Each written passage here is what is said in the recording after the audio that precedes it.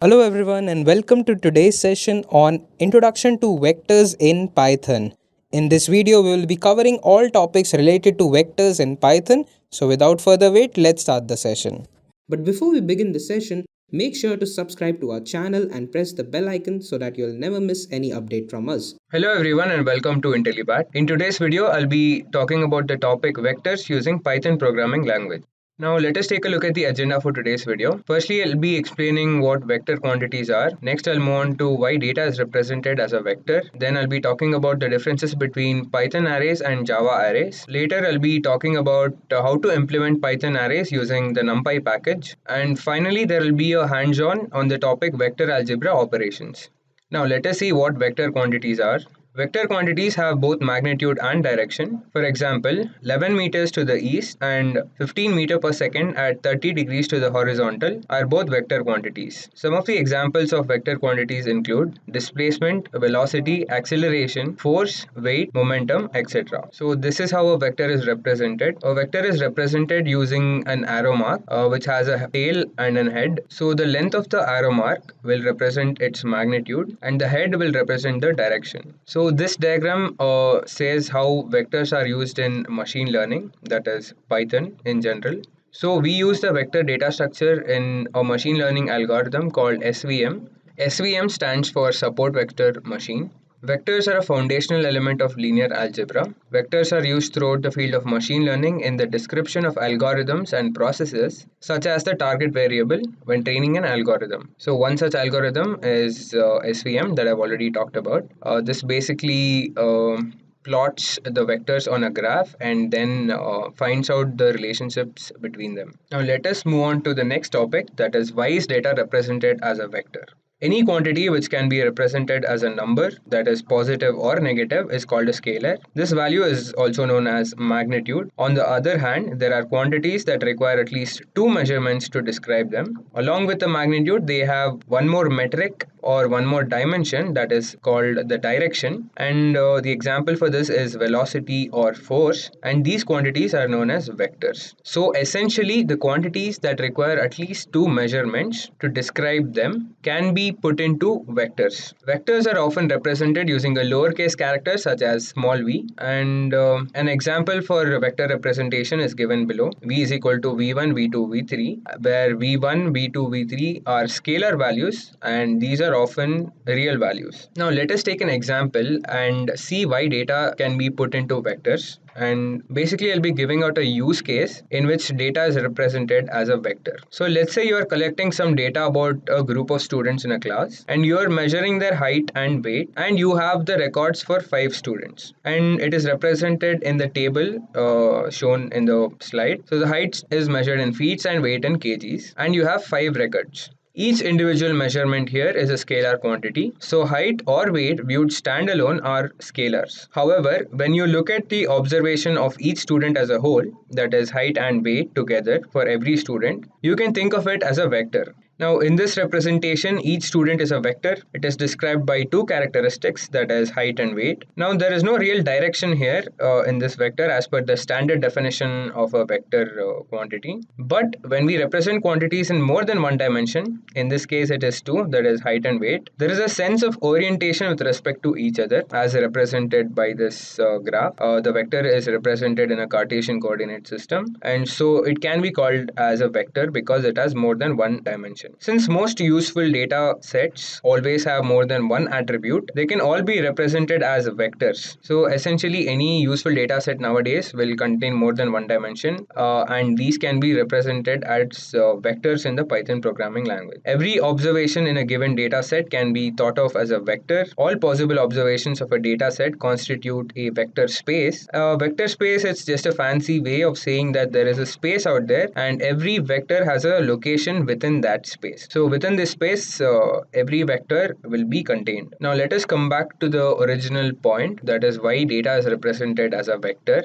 The benefit of representing data as a vector is that we can leverage vector algebra to find patterns and relationships with our data. We will be looking at how to perform vector algebra using the NumPy library later on in this video. Now let us move on to the next topic, that is the differences between Python arrays and Java arrays. If you have come to Python programming programming language from a language like Java, then you are used to using arrays, data structures. But in Python, we use a data structure called lists. So Java arrays are similar to Python lists, but lists are more flexible and dynamic. And although people compare Python lists to arrays in Java, actually lists are more like array lists data structure in Java, or let's say vector data structure in C++ language. So lists in Python store pointers to the objects rather than the objects themselves, which is why they can store heterogeneous types. That is, it can store numbers, floats, characters, string of characters, etc. So technically, the list still stores elements of specific size and type, that is pointer type, but those pointers can point to objects of any type, any size, and any value. But the convention in Python is to use lists for storing data of the same type and use another data type, that is tuples, to store data of different types. Now let us move on to the next topic, that is Python array implementation using NumPy package. Now let us see what NumPy package is. NumPy is a library for Python programming language. It adds support for large multi-dimensional arrays and matrices, along with a large collection of high-level mathematical functions to operate on these arrays. And some of these mathematical functions include addition, subtraction, multiplication, division, dot product, cross product, etc. And if you are confused about the differences between arrays and lists that I've talked about in the previous topic, you can just use the array implementation by the NumPy library, which you will have to import. It is a lightweight wrapper around C arrays. It is not important for us to understand how it works under the hood. It is enough for us to know how to create a Python array and how various functions work in the Python array. Now let us see how we can create a Python array. I'll be showing how to do that in the hands-on part later. Now let us see what all vector algebra operations that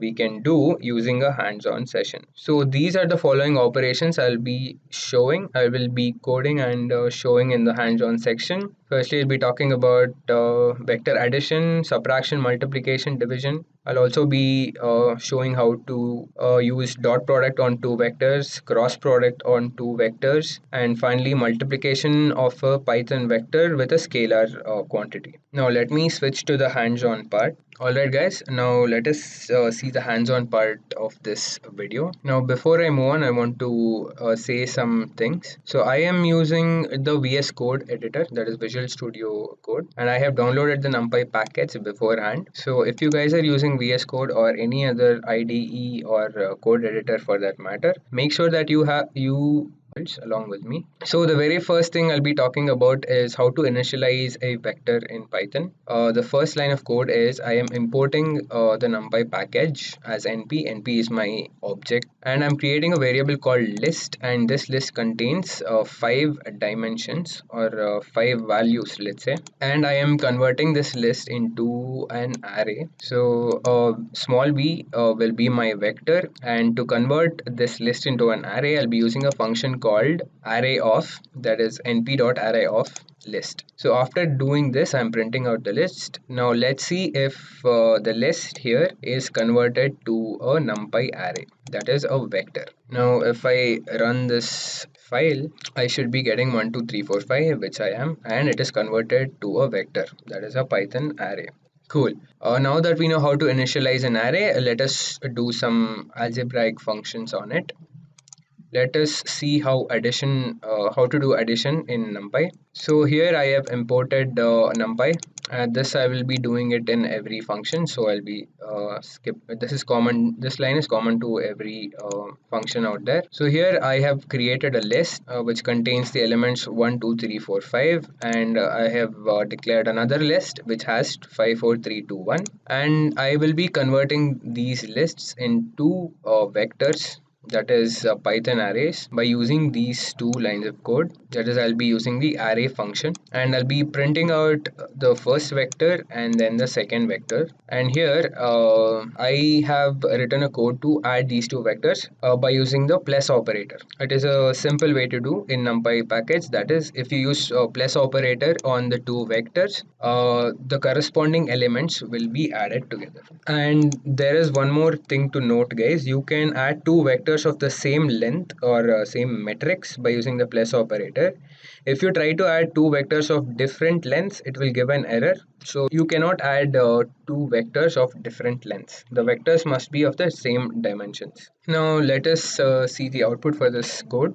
Let me just save. Now if I run this code, I should be getting the output five values which contains 6. That is, it has added the corresponding elements in the vector. That is, 1 plus 5 will be 6, 2 plus 4 will be 6, 3 plus 3 will be 6, and so on. So my resultant will be 5 elements which contains 6. Now let us see how to do subtraction. So subtraction is also similar to addition. You are using the minus operator here instead of the plus operator, and I have added different values here for list 1 and list 2. Now let us see what the output will be.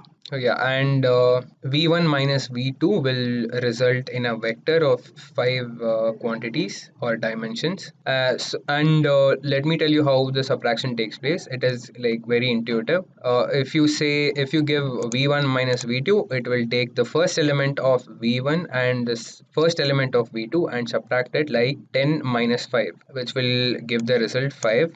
20 minus 5, which is 15, and so on. Now let us see how vector multiplication works. The elements of vector 1 gets multiplied by the elements of vector 2, and the product vector is of the same length or as of the multiplying vectors. So the only thing that is changed here is that I am using the star operator here to perform multiplication on two vectors. So if I run this code, I should be getting 10, 20 and 30 as my result, because 1 into 10 will give me 10 and 2 into 10 will give me 20, and finally 3 into 10 will give me 30. Alright, now let us take a look at vector division. So in vector division, the resultant vector is the quotient values after carrying out division operation on two vectors. So 7, 8 and 9 is my first vector, 1, 2 and 3 is my second vector, and I've converted it into the Python array here using these lines of code, and I'm printing out the first and second vector. Now here is where the difference occurs. So v underscore divide, that is the division operation, is v1 divided by v2, that is v1 forward slash v2. Here the first element of v1 will be the numerator, and the first element of v2 will be the denominator, and so on until the last element, that is until the third element. Now let us run this code and see the result. So 7 divided by 1 gives me 7.0. It has converted it into a float value, and 8 by 2 gives me 4, and 9 by 3 gives me 3.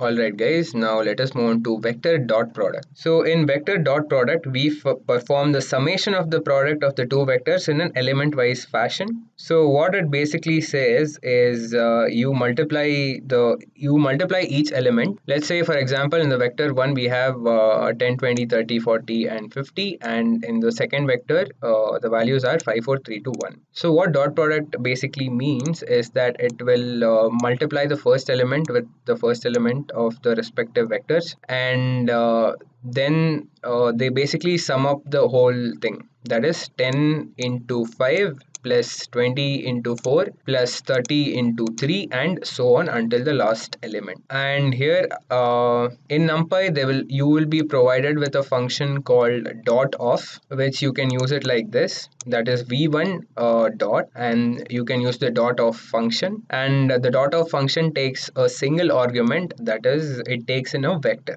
You can also do v2 dot v1, which will give the same result. Now let us run this code and see the result. So it has calculated the dot product and given me a result which is a singular scalar value, that is 350. So a dot product of two vectors will always result in a scalar value.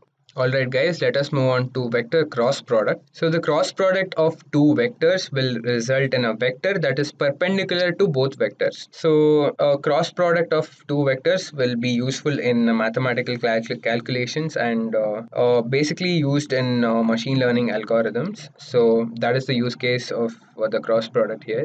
Here I have declared a list called which contains 4, 5 and 6, and list 2 which has 1, 2 and 3, and I have converted represent them to vectors using these two lines of code, and I have printed the values of vector 1 and vector 2. And here, which is the important part of this code snippet, that is the cross function in the NumPy library. So the cross function basically takes in two arguments, that is two vectors, and the resultant will be a vector which contains the cross product of these two vectors, that is passed in as arguments. And I'm calculating this using this line of code, calculating the cross product of v1 and v2, and I'm printing it out in the last line right here. Now let us see what the result will be. So the result is a vector of the same size as the vector 1 and vector 2, and the resultant of this is 3 minus 6 and 3. Alright, now let us look at the last topic in the hands-on part, that is multiplication of a Python vector with a scalar value. Vector scalar multiplication in Python is a straightforward thing to understand. It is just the multiplication of all the vectors' element with the scalar value. So the scalar value will be multiplied with each of the vector values.